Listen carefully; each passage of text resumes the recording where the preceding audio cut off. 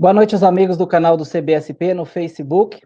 Meu nome é Celeno Santos, eu sou vice-presidente do CBCP e faço a introdução do quadro Papo com João, Histórias Paralímpicas por Contar, que foi criado para resgatar a história de personalidades que dedicam e dedicaram suas vidas ao desenvolvimento do esporte para pessoas com deficiência. Hoje encerramos o quadro para o ano de 2020, para que possamos renovar as energias e trazer novas histórias para contar em 2021. Temos a participação do Tal, nosso intérprete de Libras, para o envolvimento da comunidade surda que nos acompanha. Durante a entrevista, vocês poderão encaminhar perguntas e felicitações que serão destacadas no vídeo ao longo do andamento do quadro. O Papo de João com hoje terá a participação do professor Rivaldo Araújo da Silva, que exerceu importantes cargos como dirigente na área do esporte para pessoas com deficiência. Dentre diversos cargos e funções, Rivaldo, por mais de 10 anos, foi o coordenador geral do esporte para atletas de alto rendimento do Ministério do Esporte. Participou como chefe adjunto da delegação brasileira nos Jogos Paralímpicos de Barcelona, em 1992, em Atlanta, 1996, em Sydney, 2000 e em Pequim, 2008. Agora, para conduzir uma fantástica entrevista com o professor Rivaldo, convidamos o presidente do CBCP e idealizador do quadro Papo com João, Histórias Paralímpicas por Contar. João, a tela é sua.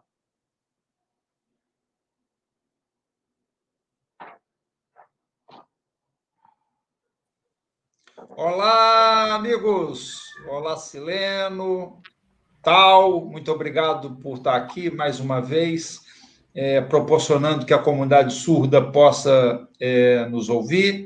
Meu convidado, que eu chamo de Monsieur Rivaldo. Oui, oui. Monsieur Rivaldo é uma das figuras mais importantes da história do esporte das pessoas com deficiência do nosso país, porque Monsieur Rivaldo teve a oportunidade de viver momentos extremamente importantes que vocês vão descobrir aqui nesse papo de quinta-feira, comigo aqui, João.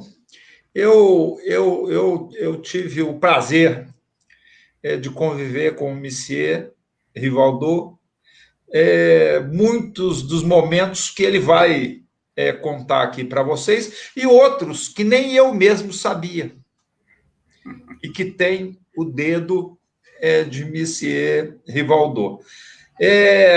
Eu falei com muita gente que ia conversar contigo, Rivaldo, e muita gente disse assim, caramba, eu vou ver.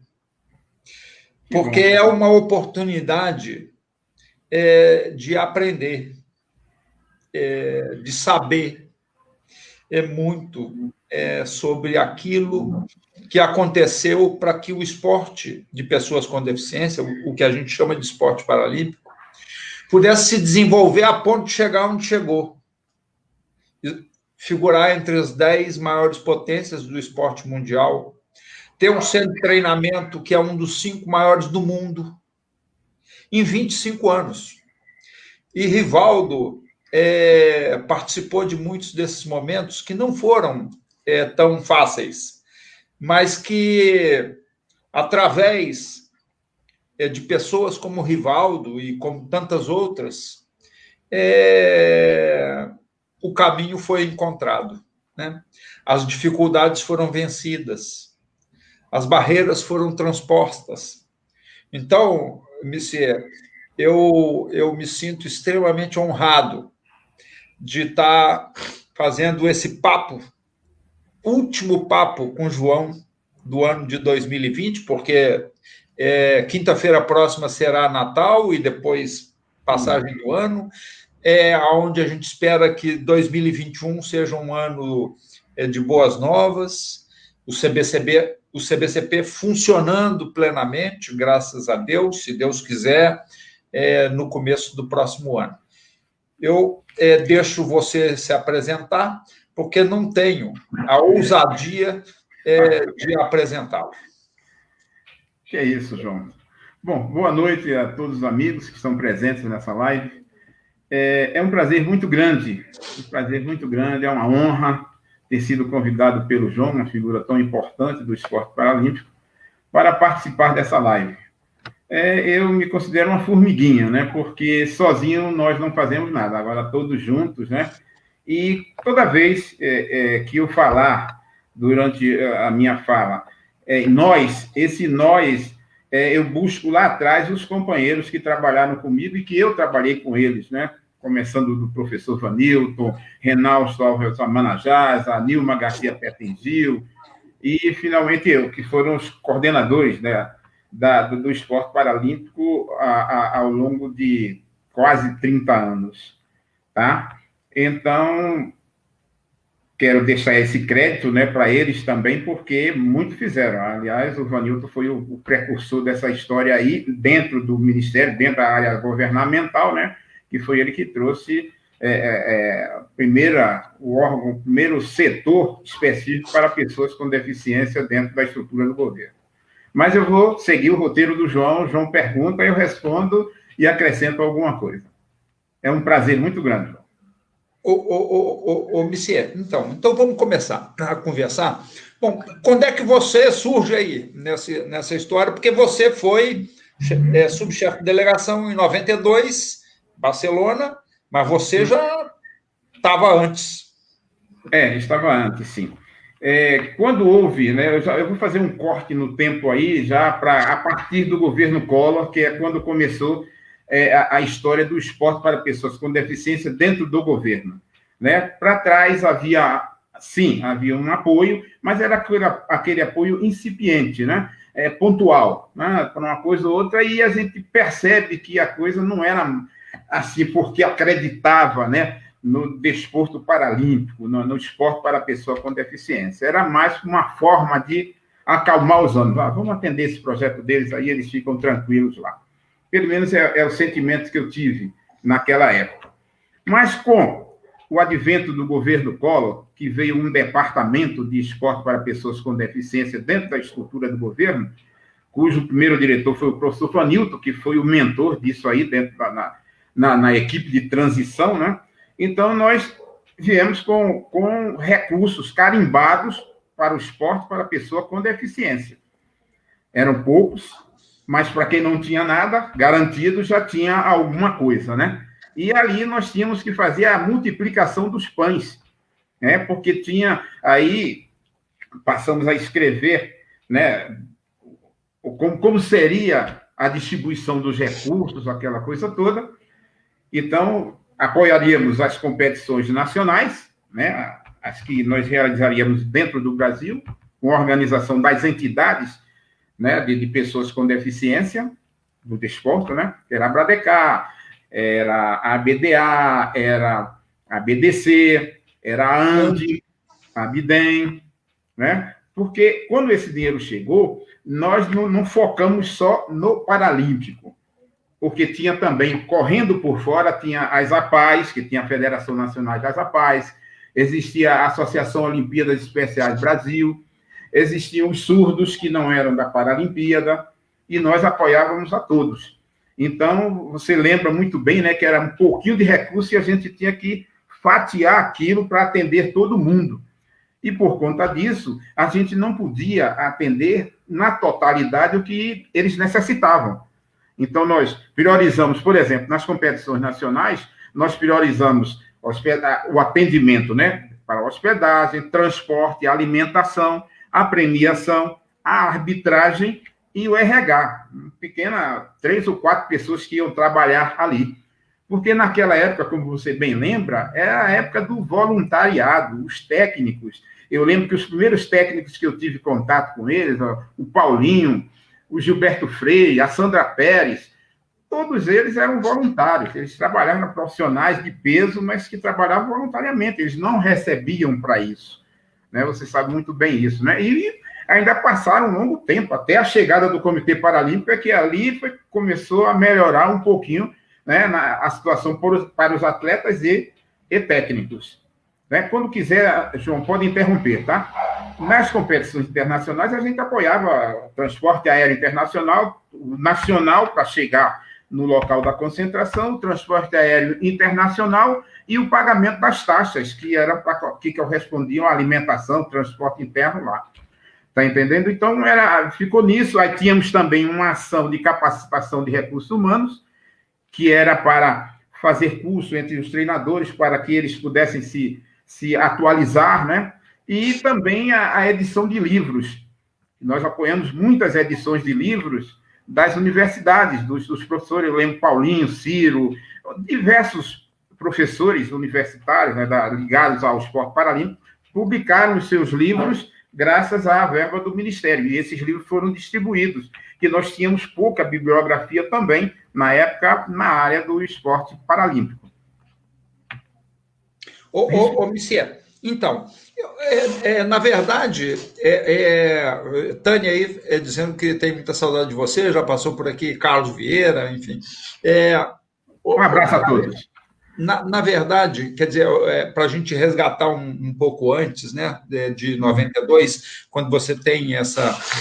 vai a Barcelona, já no governo Collor, que cria o Departamento de Esporte de Pessoas com Deficiência, através do professor Vanilton, mas antes disso, em 88, para aqueles que nos veem, antes da Paralimpíada de Seul, em 1988, cria-se pela CORD a Comissão Paralímpica, que daria conta de levar a delegação paralímpica do Brasil aos Jogos de Seul, em 1988.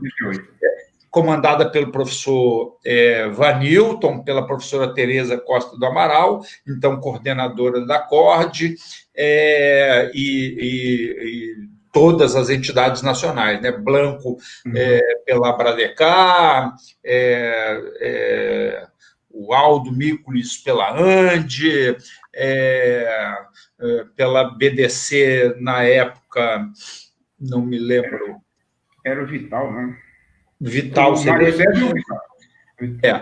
enfim, e a gente, então, ali, naquele momento, começa a estruturar melhor o esporte pessoa com deficiência, que nasceu em 1958, né, como todos sabem, aqui no país, e até ali a gente já tinha ganho muitas medalhas. Eu, por exemplo, tive a oportunidade de entrevistar, na semana passada, Miracema, que é uma atleta medalhista de 1984, né, a maior medalhista em uma só edição dos Jogos Paralímpicos.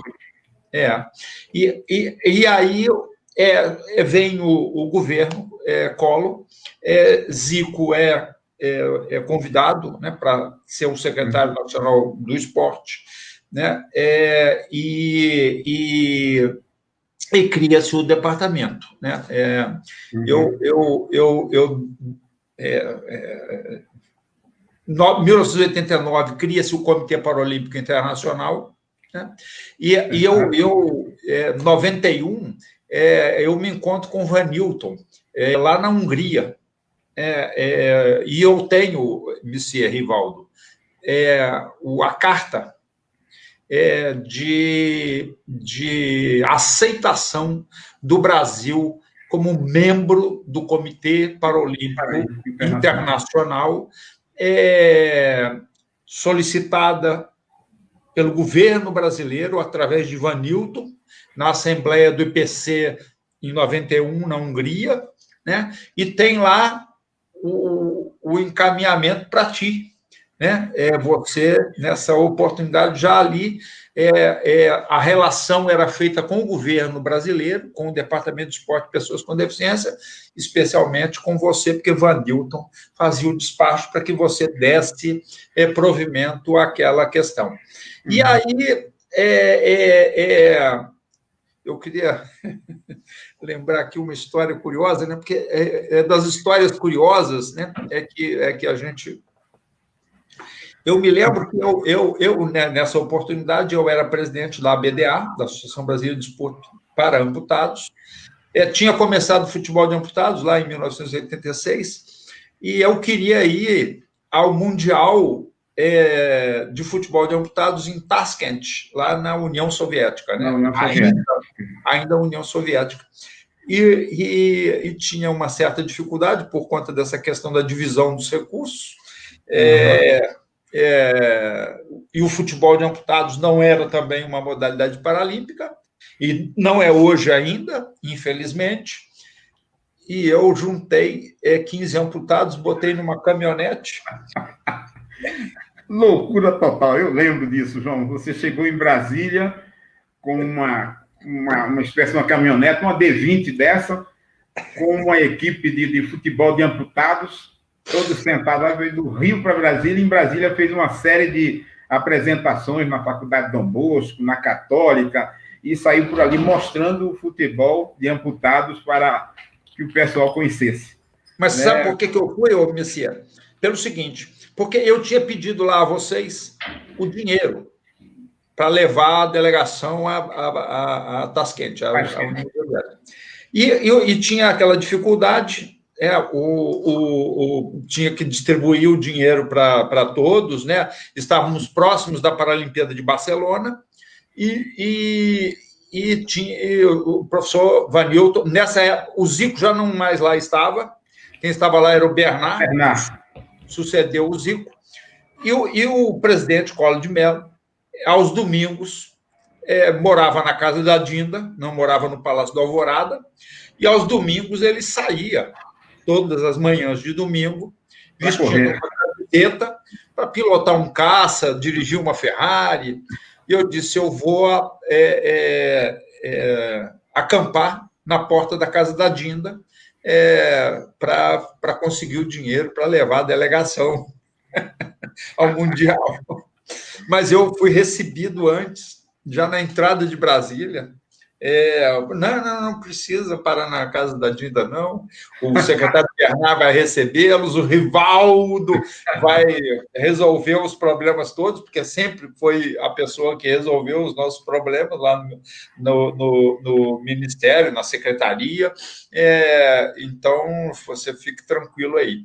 E depois vamos a Barcelona. Eu queria que você contasse um pouco dessa história de Barcelona também, porque teve muitos aspectos ali, né? Quer dizer, Blanco, nessa oportunidade, né? Foi Menescal, eu acho que foi o chefe da delegação de Barcelona, e você foi o subchefe. Foi.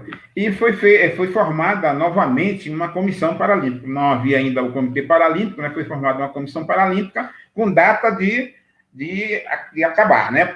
Então, logo a gente chegasse, acabaria a comissão paralímpica, né? E nós fizemos. Eu tive o prazer, né, tive a honra o Vanilton colocou na minha mão para fazer a inscrição, para cuidar da delegação brasileira. Né? Eu receberia os nomes, né? Não fui eu que selecionei, evidentemente, foi cada técnico das modalidades, e mandavam para mim, eu estava em contato naquela época. Eu tinha que trabalhar, ir mais além à noite e chegar mais cedo, porque o fuso horário não existia redes, né? Redes mídias, né? Não existia. Era o velho e gostoso fax. Lembra do fax antigo? Então, tudo era por fax, né? E aí no horário nosso, lá era 5 horas a mais, aí eu tinha que chegar mais cedo para poder mandar e receber a resposta ainda à tarde das nossas questões e para ver se estava tudo certo e tal, porque a gente estava ali tateando, né? Mas deu tudo certo. Deu tudo certo. Mas, João, ali, quero agora contar uma das histórias. A gente teve, nesse início, nós tivemos uma série de problemas que nós tivemos que enfrentar. Nós, quando eu digo nós, é aquele grupo, né? Que, por exemplo, o esporte ainda não era tido como esporte de alto rendimento. Como é que era considerado, Messias? Como se fosse uma brincadeira, um festival. Manifestação cultural. Manifestação cultural, de criação nacional, mas não era de criação nacional porque foi criado lá fora e trazido pelos dois, né, pelos dois rapazes que foram fazer o tratamento, o Robson, que criaram o Clube do Otimismo e o Clube do Paraplégico. E depois teve aquele primeiro jogo de basquetebol e tal, foi aí o início de tudo. 50 anos depois, né, nós entramos na fila lá em cima e 50 anos depois eu vou te contar o que que aconteceu. Quando eu saí, nós éramos sétimos. Quando nós saímos, né, do Ministério, éramos sétimos. Mas aí, foi quando eu vi que a coisa estava muito incipiente. Para Barcelona, houve só exames laboratoriais dos atletas. Então, foi atleta com dente cariado, atletas com outros problemas, né? Porque até então a gente não tinha recurso e não tinha aquela organização, né? Não tinha uma entidade para liderar as outras todas, né? Cada um fazia o seu, trazia os nomes e nós montávamos a delegação e levávamos, né? E aí nós fomos com uma delegação pequena, com 55 atletas, né? Aquela coisa toda. Tivemos aquelas 3 medalhas de ouro, 3 medalhas de bronze. Claro, tem o seu valor, foi quando o Luiz Cláudio estourou, quando a Adria estourou, né? Ali já... Sueli Guimarães. Exatamente, Sueli Guimarães também pegou medalha nos arremessos, lançamento, né? E o pessoal do PC também, né? No clube e tal. Tião, Claudinho. Tá? Essa turma, João, essa turma foi a turma que sofreu para que essa turma de agora, que tem um centro paralímpico, que fica em hotel de 4 a 5 estrelas, que tem um alojamento próprio lá no Comitê Paralímpico, né? Foi esse pessoal que colocou a cara a tapa, né? Começaram a aparecer devagarinho, uma notícia assim, e começou a aparecer a partir de Atlanta, né? Quando fui levado uma equipe da TV educativa para filmar, foi pago o satélite para transmitir, colocou-se à disposição da Band, da Globo, de todas as emissoras para poder, né? E em Sydney, quando você teve aquela ideia, né? Já com o doutor Augusto Viveiros, né? Augusto Viveiros como... Volta para trás, Lúcia. Até que volte. Não vamos lá na frente, não. Porque aí o que acontece? A gente vai a Barcelona, né? Certo. Eu sou de uma organização que tem uma importância fundamental no desenvolvimento do esporte de pessoas com deficiência. Tenho muito orgulho de dizer isso, que é a Andef, né? Eu tenho, inclusive, o Atênia está falando aqui, eu tenho um fax, como disse aí o professor Rivaldo, um fax do professor dizendo: espero que você receba, que vocês, né, da Andef, recebam a dolorosa, porque a Andef teve que pagar as passagens da delegação, porque senão a delegação não iria a Barcelona, né? Porque o dinheiro, como sempre, não saiu a tempo de custear as passagens. E a Andef, então, a Varig disse assim: não. Se não, antigamente era assim. Se não pagar, pessoa com deficiência, se não pagar antes, desista. Não vai. E a gente pagou as passagens e fomos para lá. Mas lá tem histórias interessantes também, Missier, de Barcelona, que eu queria que você contasse. Foi pela primeira... João do Pulo foi conosco, acompanhando a delegação. É uma história interessante, porque João do Pulo, como todos sabem, se acidentou em 1981, perdeu a perna como recordista, né, do salto triplo. E João do Pulo depois, enfim, não pôde fazer mais esporte, enveredou aí pelos caminhos da vida, e antes de Barcelona, as pessoas querem levar João do Pulo para fazer, para competir em Barcelona, para saltar, ganha uma perna, essa coisa toda. Eu até naquela oportunidade estava na BDA, disse: não, João do Pulo não vai competir. Porque se João do Pulo vai competir com atletas agora com próteses e treinados e tal, João do Pulo vai sair da condição de recordista mundial do salto triplo para perder a prova da Paralimpíada, vai acompanhar a delegação, e lá o técnico da seleção russa de atletismo assumiu que João do Pulo tinha sido garfado nos Jogos Olímpicos de Moscou. Mas aí os meninos... Conta aí a história da praia, Missier. Os meninos não queriam sair da praia, os PCs do futebol, porque as meninas ficavam lá de topless. Em Barcelona, como em grande parte da Europa, né, o pessoal tem outra cultura, né? E o pessoal se desfaz das roupas para tomar banho de sol. O inverno deles é pesado, e quando chega a primavera e o verão, eles querem aproveitar, né? Então, eles ficam à vontade para tirar. E nós, né, não estávamos acostumados a isso. Então, eu via eu ouvi aquela balbúrdia, aquele barulho, vamos para a praia, todo mundo indo para a praia, a equipe de futebol toda, ia todo mundo, eu fui lá ver o que é. Por quê? O que é que tem na praia, né? Que, pelo que me constava, a água era gelada. Aí, a vila ficava de frente, né, Messias? Aí, quando eu chego lá, aí foi que eu percebi qual era a atração local, né? Eram as meninas desnudas, né, da barriga para cima, e tomando banho normalmente, tomando seu banho de sol. E, olha, a gente teve que conter os ânimos, né? Olha, pô, não fica olhando muito, não, que aqui a lei é diferente, né? Igual, eu sempre vou na frente e volto, igual aconteceu em Atlanta, né? Que tinha uma senhora que falava português e os garotos mexendo. Essa aí é isso, isso aqui é aquilo. A moça olhou para trás, olha, eu entendo o que você está falando. Aí lá também aconteceu isso, né? De alguém falar, olha, não fale assim, que fica mal e tal. É nosso costume aqui, vocês têm que acostumar também, né? E fala umas coisas que não dá para falar aqui, né? Mas a moça quis dizer o seguinte: alguém perguntou, você não tem vergonha, não, de ficar assim, porque tinha uma totalmente pelada. Aí a moça falou, olha, aqui na Europa a vergonha não fica onde fica no Brasil, não. Para não explicar bem o que ela quis dizer, né? E a gente passou aquele... Mas aconteceram coisas, assim, engraçadas, né? Dos cubanos, vou contar a história engraçada dos cubanos, né? Que venderam todos os uniformes e encheram as bolsas dele com comida e Coca-Cola. Eles esvaziavam as caixinhas, aquelas máquinas de Coca-Cola, né?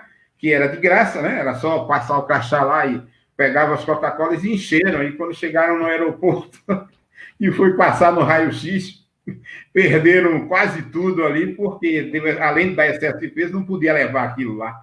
Né? Não eram só os cubanos, não. Como é que se fazia para segurar os meninos para ir na loja de sanduíche, que era aberta 24 horas e podia se comer à vontade? Tinha gente que passava mal. Eu lembro de uma atleta que passou mal, não vou falar o nome, é claro, mas que passou muito mal mesmo, porque comeu 4 McBig, não sei o quê, era de graça, tudo de graça, era só chegar lá e pedir, tá entendendo? Cara, aí não queriam entrar na fila, era um horror, João. A gente ficava lá conversando o tempo todo, olha, não vai, não pode, vocês vão aumentar o peso, chega na hora da competição, se não aguentar nem correr, cara, como é que pode? A gente fazia de tudo para convencê-los a não ficar lá direto, era terrível, cara. Era terrível, mas valia. E aí a gente volta de Barcelona com aquelas 3 medalhas de ouro, né? E recordes. O João do Pulo descobre lá que é garfado, né? Foi o que deu visibilidade à Paralimpíada, né? A participação do Brasil. As matérias aqui no Brasil só falavam disso. João do Pulo descobre que foi garfado porque o técnico confessou, assumiu que João tinha sido roubado naquela Paralimpíada, né? E depois na Olimpíada. Isso, na Olimpíada. E depois nós estávamos preparando o João para ir à Paralimpíada de Atlanta, aí sim na condição de atleta, mas ele acabou falecendo antes, né? Da Paralimpíada, infelizmente, né? Ele teve um problema e não resistiu. Mas aí, logo depois de Atlanta, conta aí, Messier. Aí a gente cria o Comitê Paralímpico, você estava participando, acho que foi você que fez a ata da fundação do Comitê Paralímpico. Do Comitê Paralímpico, né? Você não estava presente, né, João? Mas não se chegou a um consenso, né? Essa reunião foi realizada lá no Benjamin Constant, né? Teve uma antes, né, em agosto. Teve uma em agosto, não preliminar, e depois em fevereiro. Foram o Joaquim Inácio, né, que era o diretor que ficou no lugar do Vanilton, foi o Renaldo e eu, nós fomos para essa reunião e não houve consenso, porque todos os presidentes queriam ser presidente do Comitê Paralímpico, queria ser o presidente fundador, né? Então, depois de acaloradas discussões, né, aí citou-se, foi o Renaldo, né, Reinaldo disse, olha, vou colocar um nome de consenso aqui para que seja o primeiro presidente do Comitê Paralímpico Brasileiro. É claro que o Reinaldo era muito político, né? Ele sabia também, João, que por trás de você tinha uma entidade que poderia dar sustentação ao Comitê Paralímpico no início. No início, tinha a Andef, né? Que tinha... O comitê ia começar do 0,000,0.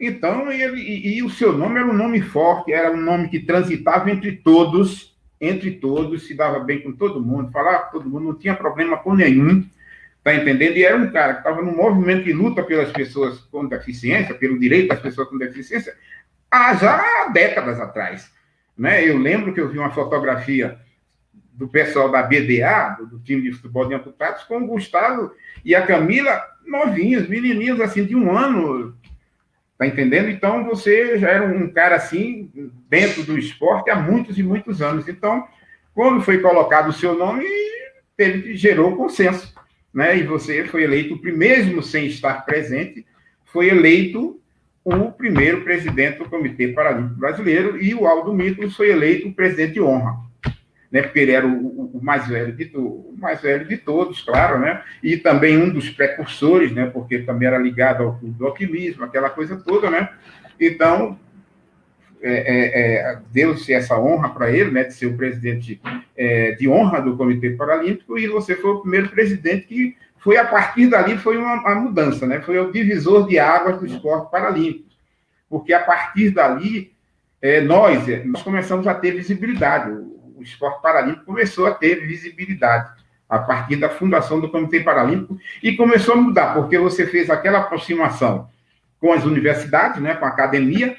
Então, criou-se um grupo de estudos, um grupo de avaliação, né, um grupo de avaliação, em que pegaram os atletas e dissecaram, fizeram todo tipo de avaliação ergonométrica, isso, do coração, a laboratorial e tal, o O2, disso, daquilo. Então, realmente houve uma preparação para Atlanta, coisa que não havia tido nas anteriores.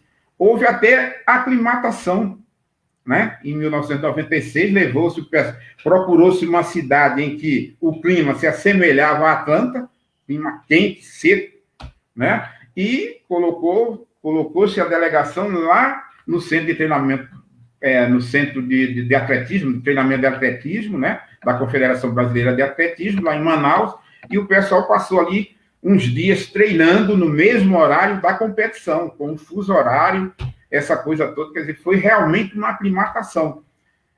E ali, você pode perceber que nós éramos os 37º, né? Já tivemos uma queda aí para 24º.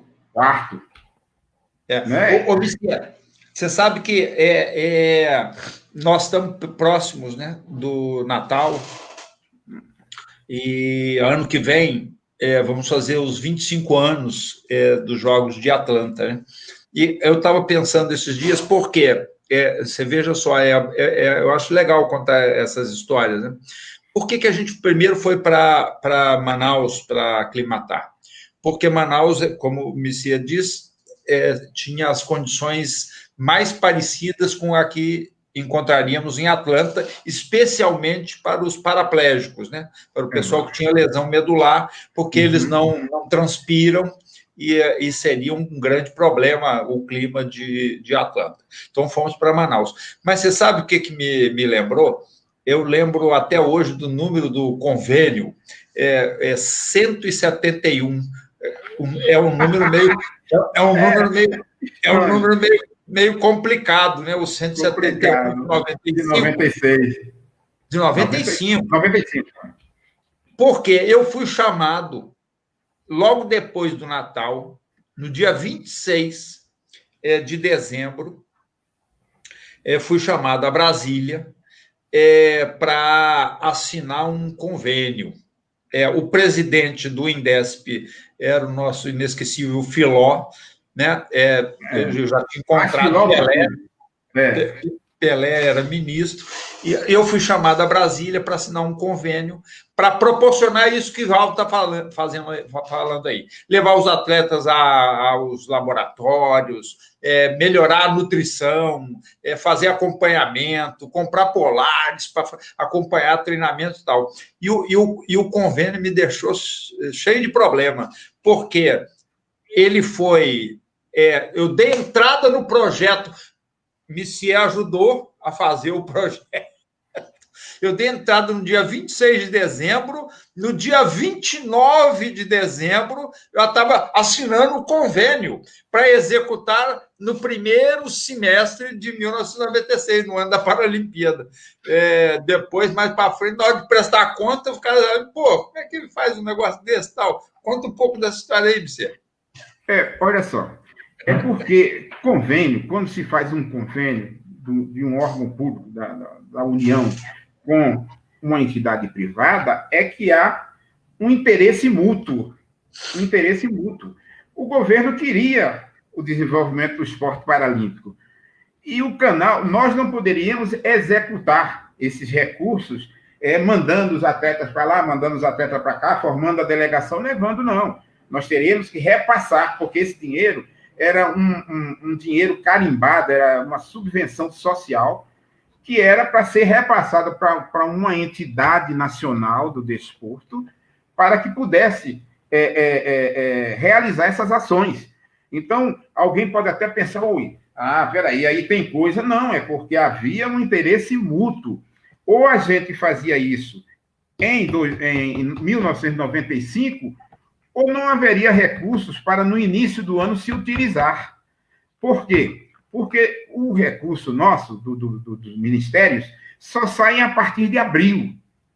Porque tem a questão da lei orçamentária, tem o famigerado decreto de contingenciamento, todos os anos tem isso, aí diminui daqui, tira do ministério, tira de outro. Nós tínhamos que aproveitar a verba que já estava em caixa do ministério, naquele ano. Aí nós, claro, colocamos no texto do convênio que as ações seriam continuadas, começando em 95, indo até o final da Paralimpíada em 96. Totalmente legal, normal, passou pela consultoria jurídica e tudo. Mas aí o pessoal, poxa, mas foi a jato, foi não sei o quê. Claro, foi a jato, porque foi tudo acordado, né, entre o Comitê Paralímpico, e foi chamado a Brasília para conversar exatamente sobre isso. Foi delimitada, nós queremos que seja feito isso, e você falou, nós precisamos disso, chegou-se a um acordo, vai ser apoiado isso, e pronto, e tocamos para frente. Realmente, em 3 dias foi feito parecer, foi aprovado, foi consultor jurídico, foi tudo, e foi assinado o convênio. E você levando aonde, Messier? O processo embaixo? No braço, senão não daria tempo, porque, infelizmente... o que o pessoal chama de burocracia, eu digo que são os trâmites oficiais. Às vezes há excessos de trâmites oficiais, né? Mas com um pouco de boa vontade a gente atinge. Se não fosse essa boa vontade que nós, todo o conjunto daqueles servidores, né? Não só os que estavam acima, como os que estavam do mesmo nível da gente ou mais abaixo, se nós não nos irmanássemos e fizesse a coisa andar, para a coisa acontecer, quem sabe o desporto paralímpico não estaria, né, teria chegado, mas não, né, talvez ao 7º lugar, não tão rápido, está entendendo? Claro que foi uma conjunção de esforços, né? Conjunção de esforços entre a entidade privada, que era o Comitê Paralímpico Brasileiro, e o Ministério do Esporte e os órgãos que o antecederam, né? Messier, E aí é o seguinte, bom, aí a gente assina o convênio, depois, eu já disse isso em outras oportunidades, né? Eu tive, assim, Deus me colocou frente a frente com o atleta do século, né? Você que trabalhou, teve a oportunidade de trabalhar com o Rei Pelé, né? Ministro extraordinário do esporte, Edson Arantes do Nascimento.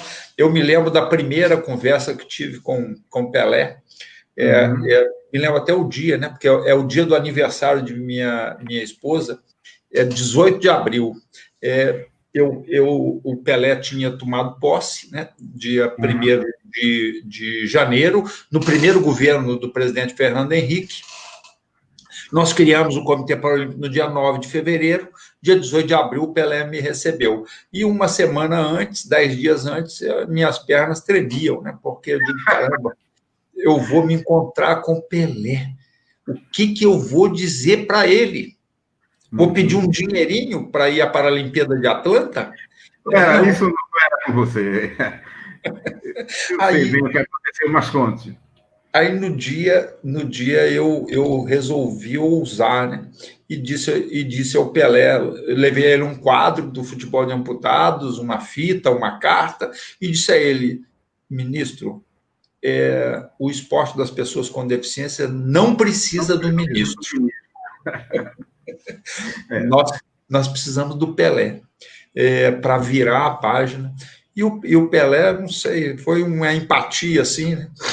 De momento, e o Pelé disse, vou estar com vocês o tempo todo, e foi essas coisas que fez, né? Juntou lá o Indesp, o Filóia, Carlos Alberto, você e todas as pessoas para fazer com que a Atlanta se transformasse num primeiro momento de afirmação do esporte, né? Porque o que a gente fez ali, né, com a ajuda sua do Indesp, pouca gente faria, né?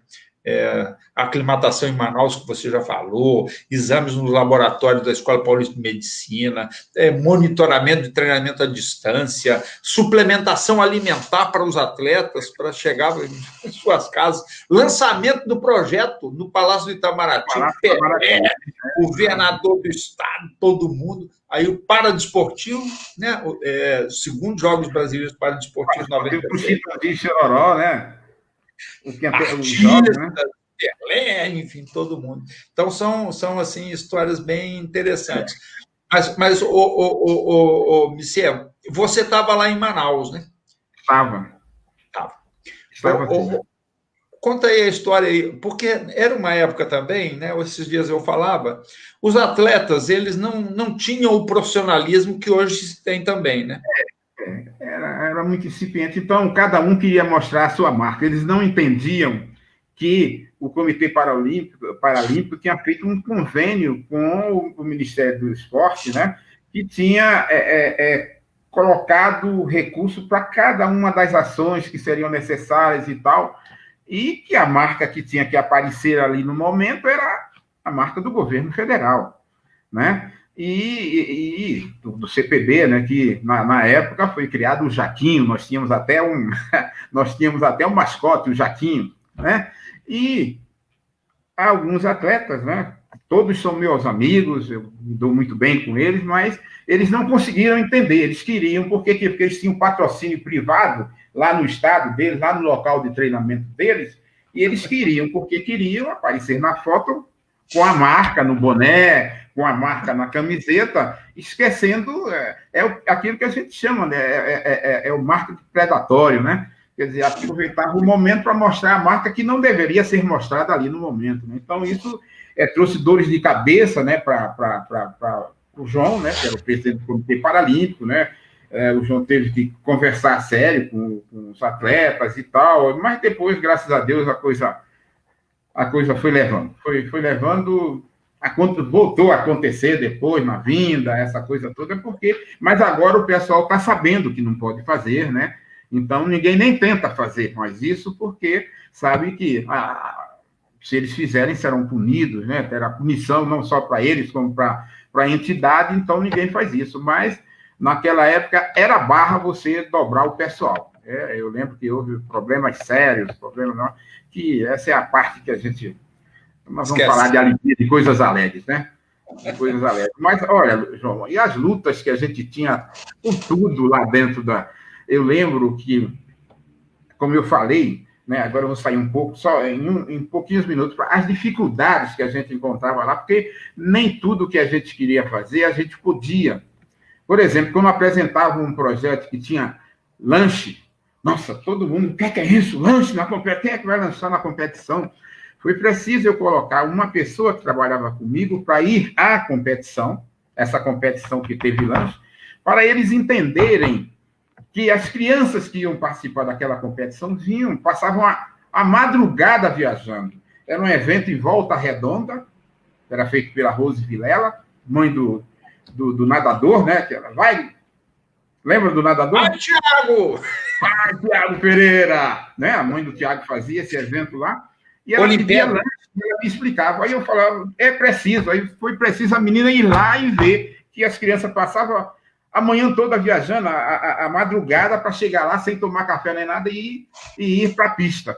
Essa foi uma, duas. Aí teve problema das camisetas, né? Que a gente só podia dar 2 camisetas, e a gente tentava mostrar que o cadeirante, só em tocar a cadeira para sair do alojamento para ir no restaurante, ele suja, e ele não tem condição de lavar, é um tetra.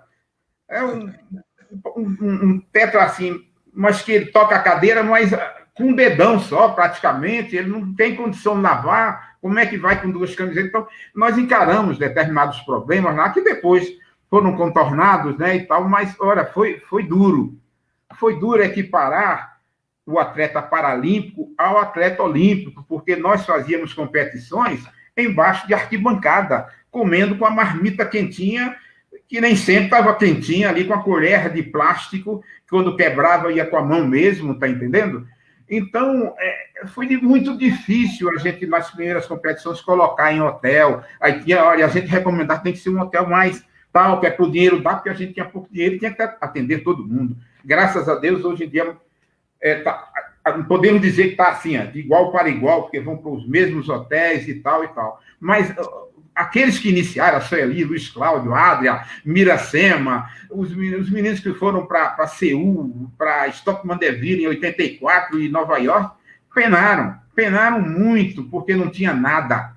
Eles não tinham nada. A Miracema e a Lia, e o Jadi e o Tita corriam com a cadeira que usavam no dia a dia. Gente, o pessoal lá voando com um triciclo. Era uma coisa que a gente doía dentro da gente e a gente não podia fazer nada.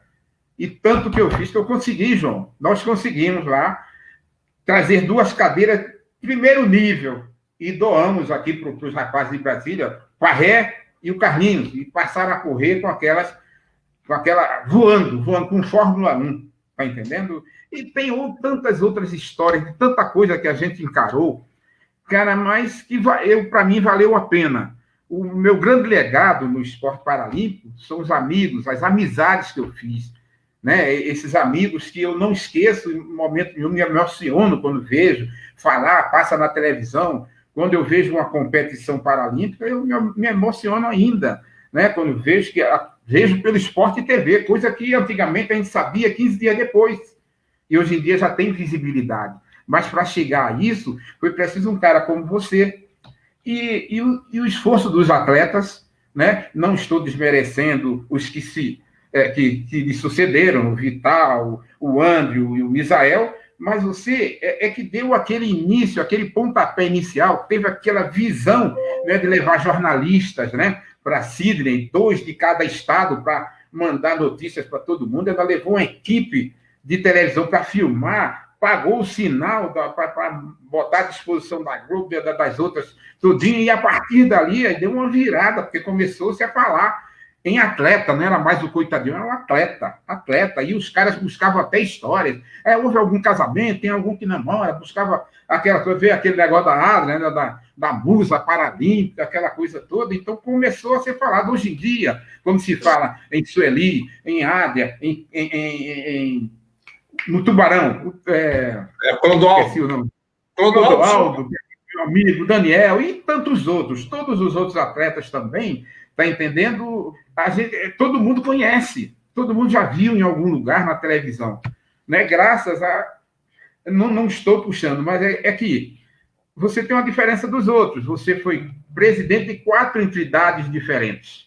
Lembra? A BDA, Comitê Paralímpico, a BVP e agora o Comitê Paralímpicos, Comitê Brasileiro de Clubes Paralímpicos. 4 entidades nacionais diferentes, sendo que 2 em nível, né, mais acima um pouco. Quer dizer, é muita vivência, né? E eu acho que acertaram quando colocaram você aí nessa função. Mas continue aí, João. Ô, Michel, Você sabe, nem eu mesmo sabia de algumas histórias, porque as pessoas pensam, às vezes, que as coisas são muito fáceis, mas elas não são fáceis, elas são difíceis. E nós graças a Deus, contamos com pessoas como você, né, para fazer com que as coisas pudessem acontecer. Eu descobri esses dias, casualmente, a dificuldade das pessoas entenderem a questão do atleta guia dos cegos. Eu sou de um tempo em que o atleta guia ele tinha que ser um cavalo. Não podia ser diferente, e até o apelido dele era Cavalo, nosso amigo Gerson Knittel, que dirigia 100, 200, 400, guiava, né? 100, 200... Tem que ter... Um atleta como Adria Rocha, Zezé e tantas outras, né? Porque antes o guia, ele apenas, então, somente guiava nas provas de 200 para cima. As provas de 100, o cego tinha que ir sozinho, né? Chamado na palma, né? O chamador, não era nem guia, tinha um chamador. Depois evolui-se para o guia, e aí aparecem esses grandes heróis que conduzem os nossos atletas às vitórias. Conta um pouco aí o seu papel para que o governo reconhecesse o atleta guia como atleta e não como outra coisa qualquer. João, eu chego às lágrimas com isso. Foi uma luta que eu perdi. Foi uma luta que, infelizmente, eu perdi. Porque eu tentei por A mais B, quando a gente estava... Porque trabalhando a lei... Cadê Monsieur, meu Deus? Monsieur! Ô, tal! Acha o Monsieur aí, porra! João, ele caiu assim que ele retornar, eu coloco ele na sala. Então vamos continuar nosso papo aqui, ô Silé.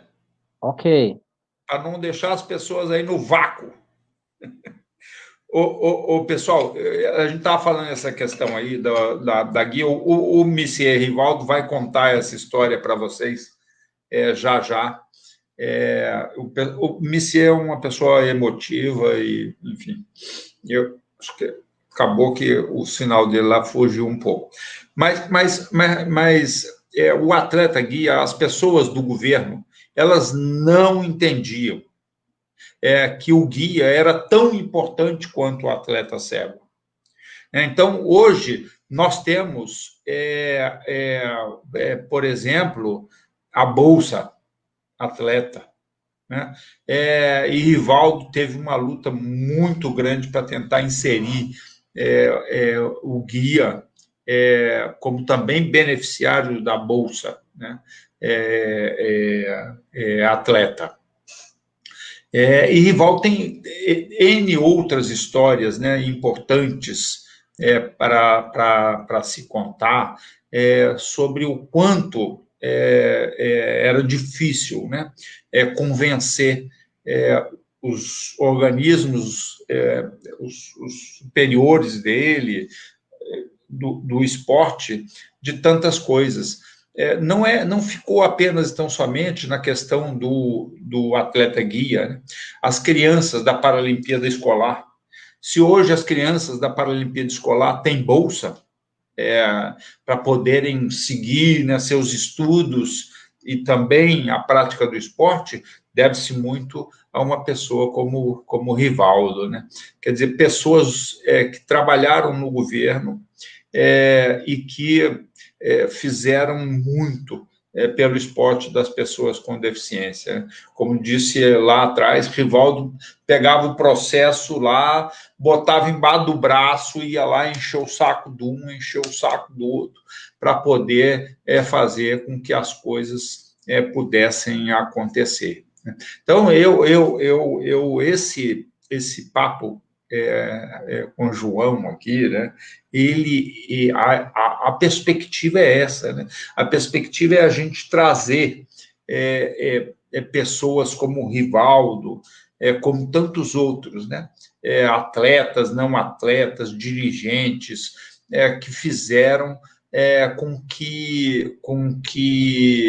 com com que o desporto pudesse crescer. Está aí na tela, né? Os atletas guia afirmam que deixarão de executar essa tarefa de guiar atletas cegos, dito pelo professor Rivaldo, porque o cara vai fazer esporte olímpico. Né? Para que ele vai guiar um atleta cego? Né? Se ele pode fazer esporte olímpico para poder ganhar a bolsa, né? Que a ele não é dada essa oportunidade. Então, realmente uma coisa muito complicada e difícil, né? De se fazer. Eu não sei se Sileno fez... olha lá, Rivaldo diz que o sinal dele caiu, infelizmente. Mas vocês sabem, essas coisas acontecem também, né? Às vezes acontece para o bem e acontece para o mal. Como o sinal dele caiu, a gente ainda tem um tempinho, eu vou contar uma história aqui de Sydney. O professor Rivaldo estava falando que nós levamos 27 jornalistas aos Jogos Paralímpicos de Sydney. Compramos os direitos de transmissão, como tínhamos feito já em Atlanta, em 96. Sinal de satélite para fazer o sinal chegar aqui. Tivemos a parceria, não tínhamos mais Pelé, mas tivemos a parceria do Banco do Brasil, né, que foi nosso parceiro. O Rivaldo está tentando lá um novo acesso. Enquanto ele não vem, eu vou contando essa história aqui. E aí, o que acontece? Os Jogos Olímpicos acontecem imediatamente, todos sabemos aqui, mas muita gente não sabe. Os Jogos Olímpicos acontecem anteriormente aos Jogos Paralímpicos.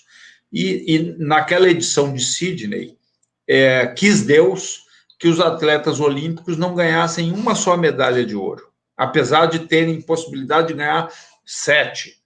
Né?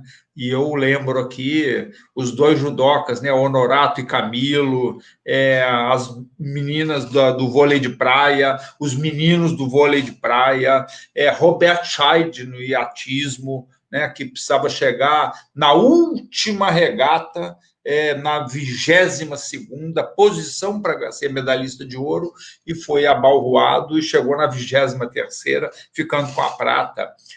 E no último dia dos Jogos, o melhor cavalo do mundo, montado pelo melhor cavaleiro do mundo, Balubê de Rouet, com Rodrigo Pessoa, que fez a primeira passagem, zerou a pista, mas na segunda passagem o cavalo não saltou o primeiro obstáculo. Né?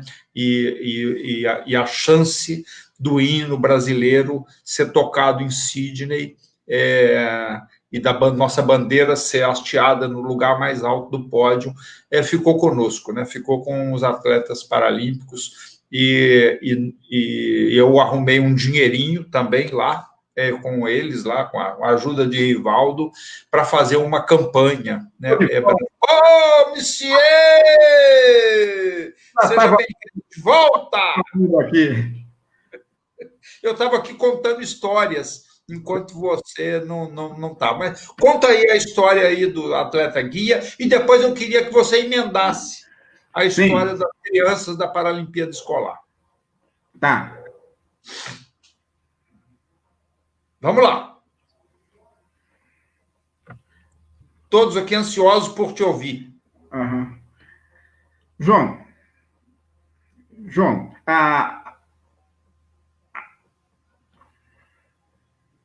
Fala. Toma uma água. Bom, bem rapidinho. Bom, quando criou-se o Bolsa Atleta, tinha aquelas categorias estudantil, nacional, internacional, olímpica e paralímpica. Eu vou falar devagar, por causa do tradutor. Tá? Mas as crianças, né, que... Você está ouvindo? Estou. Todos estamos ouvindo. Mas as crianças, né, que... Tá ok. As crianças do esporte escolar paralímpico...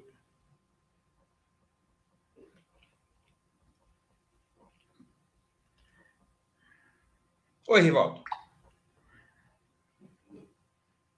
Rivaldo?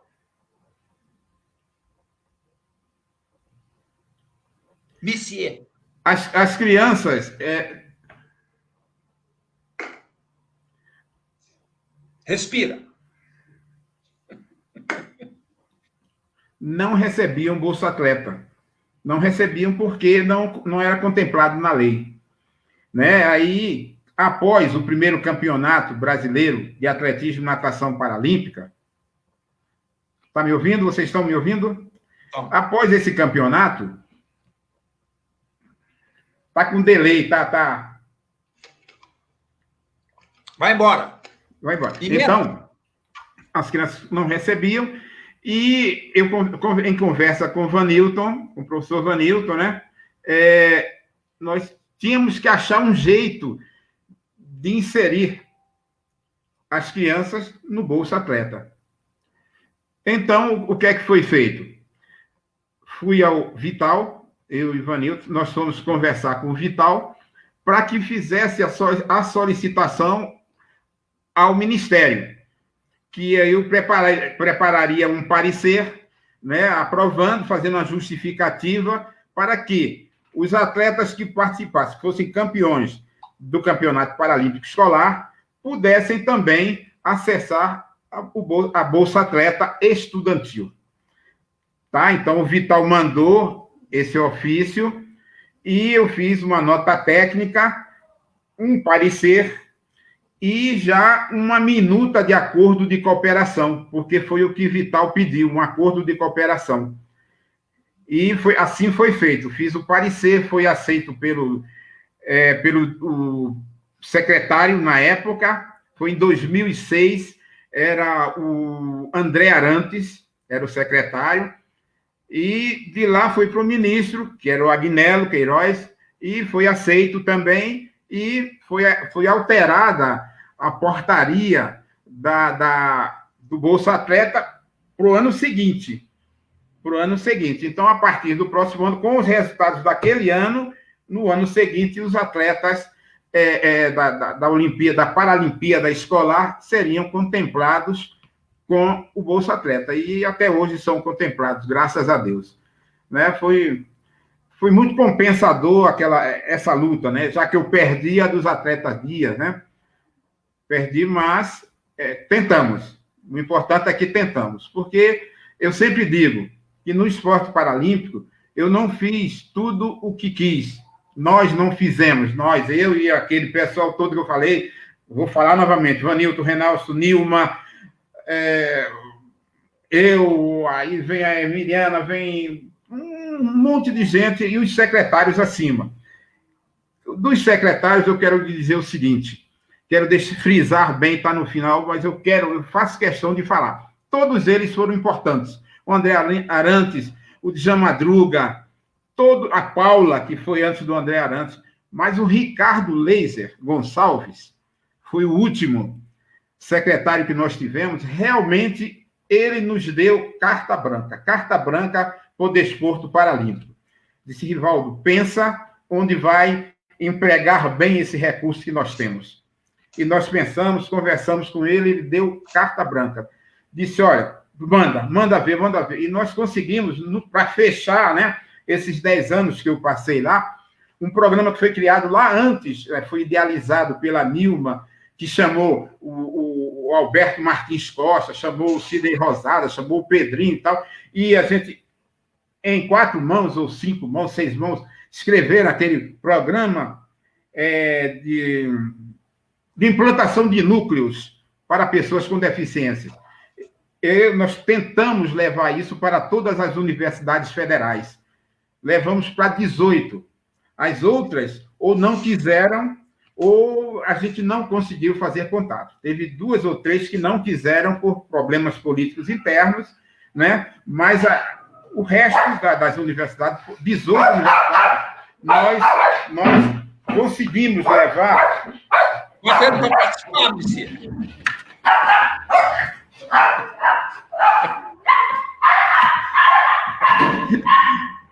São os vigias da casa, os vigias. Tá? Então, nós conseguimos abrir as portas das universidades para que as pessoas com deficiência tivessem lá todo o equipamento, tivessem lá os profissionais, tivessem lá os estagiários, né? Nós repassávamos os recursos direto do Ministério para as universidades federais, e algumas de estado e de município, e esse dinheiro era para comprar o material, os implementos, lanche, pagar a bolsa dos estagiários, para alugar transporte, para apanhar o garoto com deficiência lá no local onde ele morava, trazer e levar de volta. Então, isso nos encheu de alegria, não só a mim, como a todos que trabalhavam ali por esta causa, inclusive o nosso secretário vibrou com isso, sabe? Uma pessoa que é entusiasta também do desporto paralímpico. Nós somos adversários políticos, em política, mas ele, eu reputo, foi uma pessoa de uma importância muito grande. Michel, a política, ela não entra na nossa história. Uhum. Eu tive a oportunidade de me relacionar com pessoas do governo Collor de Mello, aonde a gente começava a ter o presidente da República do Brasil reconhecendo feitos de pessoas com deficiência. Eu tenho os telex, não é, como é, telegrama, que Collor de Mello enviava e você recebia,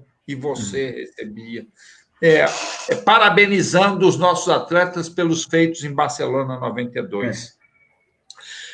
O presidente Fernando Henrique, pela primeira vez, recebe atletas 2 vezes, antes de Atlanta e depois de Atlanta, juntamente com o ministro Pelé.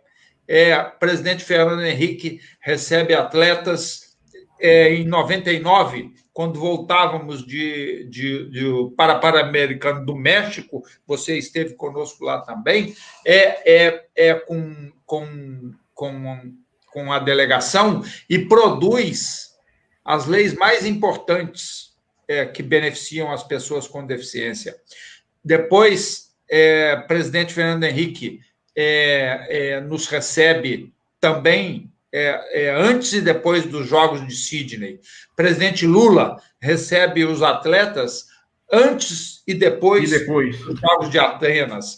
Presidenta Dilma faz a mesma coisa com os atletas antes e depois dos Jogos de Pequim 2008, e eu espero que o presidente Bolsonaro... depois a própria Dilma, presidenta Dilma, recebe os nossos atletas antes e depois dos Jogos de Londres, dos Jogos de 2016, e eu espero que o presidente Bolsonaro possa também receber os nossos atletas antes do embarque para Tóquio e depois na volta, quando voltarmos de Tóquio carregados de medalha. Então, eu acho o seguinte, o esporte ele não tem partidarismo, não tem essa coisa, né? Nós precisamos fazer pelas pessoas com deficiência, pelo esporte das pessoas com deficiência. Eu acabo de ter uma experiência fantástica, Michel, com a criação do CBCP, né? Eu e todos aqueles que me acompanham, porque nós pegamos carona numa legislação, fomos ao Senado Federal, 2 senadores da República se dispuseram a apresentar emendas para nos beneficiar, 51 senadores da República disseram sim ao Comitê Brasileiro de Clubes Paralímpicos, fomos de volta para a Câmara dos Deputados para receber a homologação dos 513 deputados federais, fomos à sanção do presidente Bolsonaro, 35 vetos, nenhum dizendo respeito a nós. Então, eu queria lhe dizer o seguinte, nós não temos política. E nós estamos finalizando aqui a nossa live, porque já vai para 1h09, tudo aquilo que é bom passa rápido, mas a gente precisa resgatar essas histórias, né? Quem sabe um dia, lá na sede do Comitê Paralímpico Brasileiro ou na futura sede do CBCP, a gente não possa ter todos aqueles que concluíram essa história contando histórias para as gerações futuras, né? Para os estudantes que não têm, ou que têm pouca literatura, hoje, graças a Deus, tem muito mais. E eu queria agradecer a você, Michel, que dedicou sua vida, né, a nos ajudar na difícil tarefa, na difícil missão de levar o esporte paralímpico aonde chegou, né? Não se chega em 25 anos aonde o esporte das pessoas com deficiência chegou, não fosse a competência dos nossos atletas, as medalhas dos nossos atletas, mas você e tantos outros também é responsável por essas conquistas, né? Porque se não fosse pessoas como você, que se dispuseram a colocar os processos embaixo dos braços, para levar e colher a assinatura de conjur, de chefes, subchefes, trichefes, para fazer com que as coisas acontecessem, provavelmente elas não teriam acontecido. Fica aqui, ô Messier, a você o meu mais sincero agradecimento. Né? Em nome, eu acho que das pessoas com deficiência, posso falar assim, de todo o nosso país, pelas conquistas ao longo desses anos,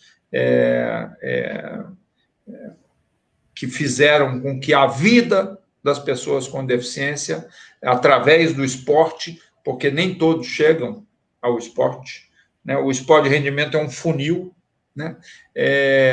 Mas que puderam chegar, de alguma maneira, ao pódio da cidadania, eu costumo dizer, né? Nem todos chegarão ao pódio da medalha, mas certamente a maioria, se não todos, chegarão ao pódio da cidadania. Eu deixo aqui os minutos finais aí para que você faça a sua despedida. Não podemos falar de tudo, né, porque, infelizmente, o tempo é muito pequeno para falar de tantos anos de história, mas a gente já deu o primeiro passo aqui. Eu só tenho a lhe parabenizar, João, por mais essa ideia, né, de juntar tanta gente interessada no esporte paralímpico, no desporto paralímpico, né, para conversar, para ouvir, para falar, para mandar mensagem, para que a gente seja um corpo só e lute mais ainda para que o nosso desporto paralímpico suba mais ainda, porque merece subir. Nós não chegamos a 7º lugar e depois a 8º, ficamos em 8º porque tivemos assim a pouca sorte, né? Porque foi em casa. Talvez se tivesse sido fora, a gente teria chegado ao sonhado 5º lugar, mas está de bom tamanho o 8º lugar, nós estamos entre os 10. Em 50 anos, em 25 anos, chegamos entre os 10 primeiros, né? E tantos outros atletas que apareceram e tantos outros que melhoraram seus tempos, melhoraram suas performances, tiveram conhecimento do esporte paralímpico, melhoraram a sua saúde, a sua qualidade de vida, são mais cidadãos porque eles sabem dos direitos que têm, eles passaram a frequentar palestras, né, ouvir outros colegas que tenham algo a falar sobre os direitos das pessoas com deficiência, e hoje eles estão mais conscientes dos seus direitos, né? E isso é um ganho. E o esporte é uma ferramenta fenomenal para facilitar tudo isso. Eu só tenho a agradecer a Deus, aos meus amigos, a você, ao Vital, ao André, ao Misael, a todos, ao Alberto Martins Costa, aos meus colegas de trabalho, né? Orlando, Nilma, Renaldo, que Deus o tenha, Vanilton, que Deus o tenha, e tantos outros que se foram, o Blanco, a Beatriz, o Sérgio Castro, tantos outros que lutaram, que deram a vida também por esse esporte, que estão aí vivos, que estão lá com Deus, mas tem outros aqui que estão vivos, tocando, levando essa bandeira, e eu prometo a você que no que for necessário e no que eu puder, estou à disposição para ajudar, continuar ajudando o desporto paralímpico. Um grande abraço, um grande beijo no coração para todos. Ô, Messier, bom, esse é o último papo do ano, né? Do ano de 2020, esse ano tão difícil, né, para a humanidade, com a pandemia do coronavírus, que tantas vidas também ceifou, e a gente tem a esperança, né, de que 2021 seja um ano diferente, seja um ano em que a gente vença, né, muito também pela resiliência, né, dos nossos desportistas, que sirva de lição, né, e de incentivo às pessoas, né, para que a gente viva, para que a gente vença esse vírus. Nós tivemos aqui na nossa live muita gente, eu vi aqui passando alguns, professor Alberto Martins, que tem também tantas histórias, né, com o esporte de pessoas com deficiência, seja na academia, seja na prática, né, foi chefe de delegação e você foi subchefe com ele, né, em algumas oportunidades, enfim, muita gente, né, que se dedicaram a esse esporte. Eu queria agradecer a você, mais uma vez, ao Tal, que é o nosso companheiro aqui, para fazer com que as pessoas surdas possam participar e entender as nossas conversas, né? Queria agradecer a todos que nos acompanham. Muitos viveram ontem, né? Ontem eu quis inovar, né? Antigamente eu usava o WhatsApp para comunicar as pessoas do Papo com o João, de 5 em 5. Aí alguém me disse ontem, não, João, você pega aí a tua lista de WhatsApp e faça uma lista de transmissão. Aconteceu o mesmo que aconteceu muitas vezes lá com tantas pessoas em relação à história das camisetas, né? Que eu passei para toda a minha lista de transmissão, aí um sujeito me disse assim, que porra de grupo é esse? Quero nada com grupo. E foi cômico, né? E a gente acabou se divertindo bastante, mas eu queria agradecer a todos. Dizer a todos que o CBCP, que nem bem ainda dá os seus primeiros passos, né?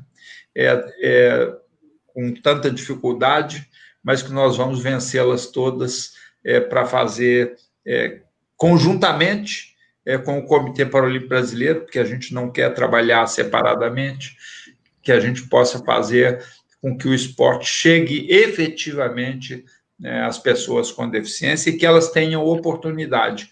Como disse o Messier Rivaldo, que tem esse papel importante para que as crianças da Paralimpíada Escolar possam, né, estar recebendo hoje uma bolsa, que tantas outras crianças e aí adolescentes com deficiência também possam encontrar um caminho para suas vidas. Muito obrigado, professor. Muito obrigado a vocês todos que nos acompanharam aqui. Um Feliz Natal para todos, né?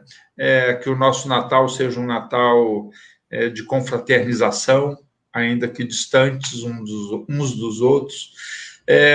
Um feliz ano novo, que 2021 venha com novas energias para fazer com que a gente continue a nossa jornada.